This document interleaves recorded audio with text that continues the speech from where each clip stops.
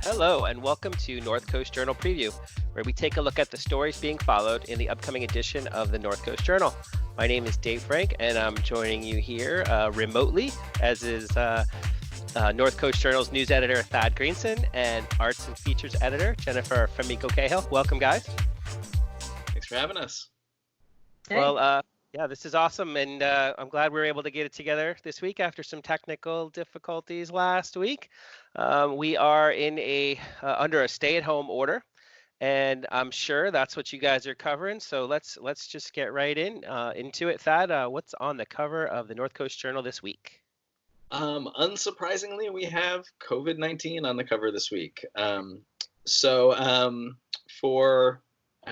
anybody who doesn't get out much before the shelter-at-home order or is totally isolated, the entirety of Humboldt County, as David said, is under shelter-at-home order right now, which doesn't mean people can never leave their houses, but it means limiting outings to essential services. So going to the grocery store, going to the doctor's office, things like that. And to performing essential services, so going to work for a utility company, for example, or a hospital, or a newspaper, as the case may be. So we were able to get kind of the latest information we had as we went to press on March 24th, which was last night as we're recording this. And that was that Humboldt County on the 24th confirmed 3 additional positive tests. So kind of all of a sudden we'd had one back in February who tested positive and then was cleared, and then another last week, and then all of a sudden 3 positive tests one day. So it's kind of a big spike, and 2 of them came in a group of travelers who had been traveling together internationally. And there's a lot we don't know about that. We don't know exactly when they got back, if they had been self-quarantining up until the tests came back, or how big that group was. So there's a lot of questions circulating right now. And public health is looking to get in touch with people related to that group, right? And those who were on the plane with them, etc. Yeah, they released also on the 24th, they released the 3 flights that these people were believed to have been on, and they want to contact all the passengers from all of these flights to assess if they're exhibiting symptoms, and also urge them to self-quarantine for 14 days.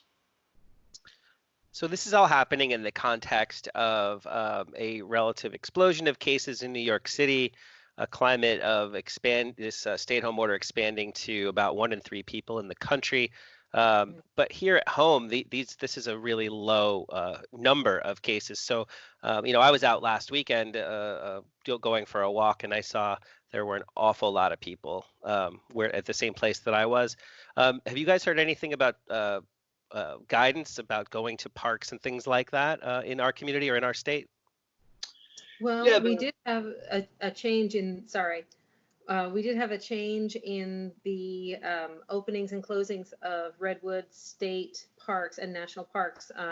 There were just too many people showing up to walk on trails, and it's not possible to stay 6 feet apart when there's that many people just in the parking lot, frankly. And so the parking lots have been shut. And that is a kind of what they call a soft closure, in order to keep mobs of people from showing up in the same place, and despite the massive amounts of space around you, basically being sardined together out in nature instead of in a bar. And sort of as a follow-up real quick, sorry, Thad, but as a follow-up, you can maybe comment on this. People have said, well, what are they going to do? We're allowed out, and what's going to happen? So have you guys heard, kind of in addition to what Jennifer just said, have you heard anything about what the sheriff's office or what maybe the park rangers, what are they saying about enforcement versus this all being voluntary? Yeah, so it's definitely not voluntary. The shelter-in-place order is a legal order. A violation of it is punishable as a misdemeanor, so by imprisonment or a fine. And, local law enforcement so far has said that they really want to take an educational approach to this. If they see people who they feel are in violation of the order in some way, they're going to contact them, talk to them from at least 6 feet away, a safe distance, and kind of counsel them why the order is important and what they need to do to be in compliance with it. But the sheriff has also said, if people are flaunting the order, if people are knowledgeable about what it entails and just disregarding it, that he will go to more extreme measures. And what about the impact on you guys and the paper? So I know you guys rushed to print on Tuesday evenings, but how has this impacted you guys in the recent past? Well, I think Jen has some really interesting things to say about our new approach with our calendar section and really with the paper as a whole. But I'll just say real quickly from a news perspective, we had to think a lot about what information we could provide in the print edition that will be of value 3 or 4 days from now, when the facts on the ground surrounding the COVID cases and the response is so dynamic. And so what we really tried to focus in on is giving people at home information that would be really helpful to them. So we have a series of columns from local experts about how to maintain mental health and wellness in isolation. And how to care for your kids and help them, have a well, nourishing environment, enriching environment at home. And then we focused on some really basics, like there's a lot of nonprofits and other organizations out there doing great work trying to provide services for people, whether it be meals or enrichment activities. And so we tried to connect people with those, saying, if you need these services, here's how to access them. And if you don't need those services, but can help in some kind of way, whether it's volunteering or making a donation, here's how to do that.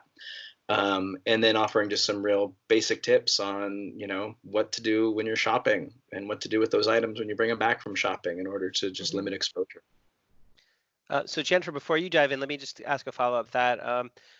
So is this information available? I apologize for being ignorant. Is this all the stuff you just mentioned, other than being in the print edition itself? Do you have those links available online too for people who aren't going out to grab the paper? Yeah, so as we're recording this, those aren't yet live, but they will be live as of early in the morning on March 26th. Our print edition goes up online first thing Thursday mornings. Excellent, thanks. If you're not yet feeling the anxiety, if you're looking at this and thinking like, oh, you know what, I'm doing okay, I'm learning to make sourdough bread, everything's fine, hang on to this edition, because we're going to be here for a while. And eventually, I'm not saying it's Cool Hand Luke and like the box is going to break a man. I'm just saying that we all need a little help, and we need to be making conscious steps to take care of our mental health, the health of our kids, making sure that we don't, suffer more than we need to, or worse yet, that we don't decide, what, forget this, I'm going out. We all want, but my personal wish is that everybody be as happy as they can in their home so that they can stay home. So please hang on to this issue and refer back to it, because right now you're like, oh, this is great, I'm homeschooling my kid. Just wait. Yeah, Just wait. I was going to say, I have heard anecdotally that some folks are starting to have periodic like happy hours remotely, where they sort of force each other to check in. I don't know if force is the right word. They encourage each other to check in and just like make it a social event. It's a little new to some folks, but it's probably worth the effort. Mm-hmm. Yeah, actually it's a really great thing, and more people as the days and weeks go on. I think we're going to see more and more. We've got all kinds of creative people in Humboldt doing all kinds of creative things online. People are doing meetings online. All of our work has to now be via Zoom, via Skype, via phone calls, et cetera, et cetera. But, people are going to need to socialize this way too. In this week's calendar, we've got a couple of those events.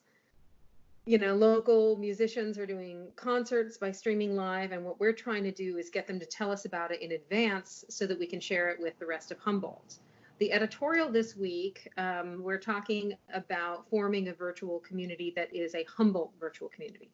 Oh, it's fantastic. already easy. Yeah, we can kind of, whatever your thing is, if you're very deeply into dollhouse miniatures, you can find your people out there online, and you'll probably be talking to somebody in Brazil, and that's great. But in order to stay connected to the rest of Humboldt, we're going to need to kind of build a network of people talking to each other, doing things teaching each other skills, entertaining each other from Humboldt. We need to keep those connections going for when we come out of this, because it is going to be devastating economically. It's going to be devastating probably emotionally. We haven't seen the tragedy that other places have seen yet. That doesn't mean that that pain isn't coming for us.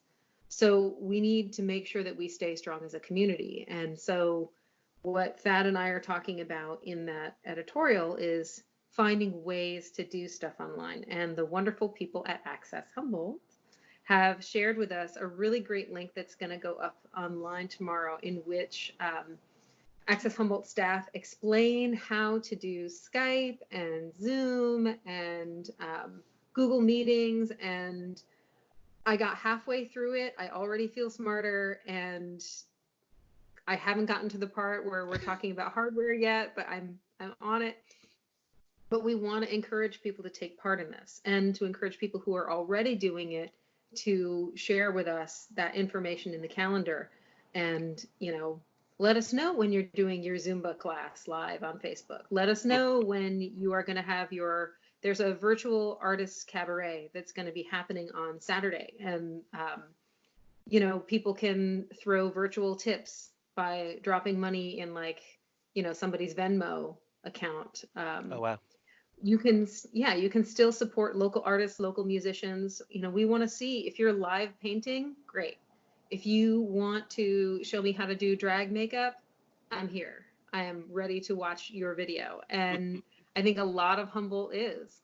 There are parents out there, Thad pointed out, you know, somewhat bloodshot looking at me, that, you know, maybe some parents would like to have some story time.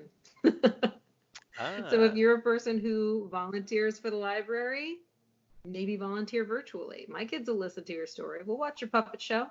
But there are a million things people can do, you know, whether it's showing us how to do gardening, or, you know, cooking, or just even telling your entertaining stories that we'd normally get out at a bar or a cocktail party.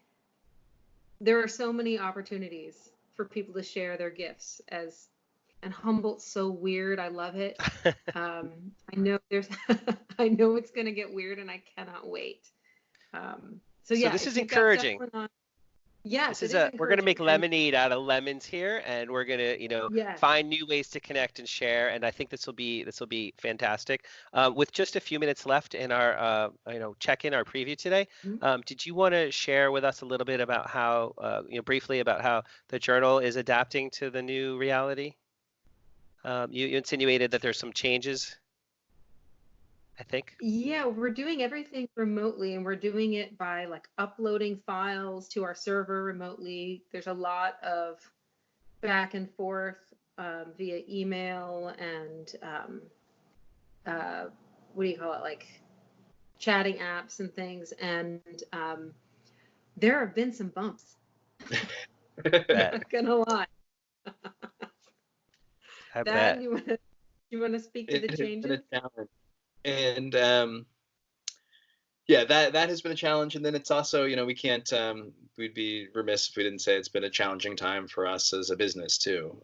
You know, that we, as a free newspaper, depend on local businesses to advertise with us as kind of our lifeblood. And local businesses have been hit really hard by this. And so we're already feeling that. As we note in the editorial, the papers are going to be thinner for the foreseeable future, probably, and our staff box has shrunk a little bit. We've had to you know, to downsize to try to, you know, make ends meet as we meet the demand for information in Humboldt County and getting readers what they need to know. I'm sorry to hear that you've like, impacted this way, but it's glad to hear you're being resilient.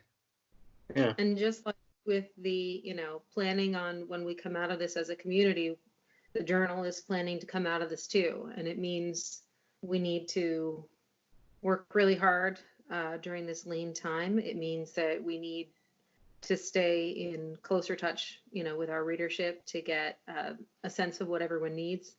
And it also means that we, you know, we need to say, you know, adios to a few of the columns that we love for now, but with a full plan to bring them back. I have every intention of seeing, you know, our same list of freelancers that everybody's enjoyed for some of them for more than 10 years, right back in our pages. We have a lot of faith in this county and faith in its resilience. Well, great. Let's keep the glass half full, no matter how empty it appears. Thank you guys for checking in this week and letting us know what's going on in the community, and for all the hard work that you do. This is just gonna about do it for this week. North Coast Journal is on newsstands and available online. Pick one up, check it out, stay informed, and most of all, of course, stay safe. And Jennifer, thank you very much, and we'll see you next week. All right, wash your hands. Yes, words for the ages. We'll always remember it now. Take care. Bye, guys.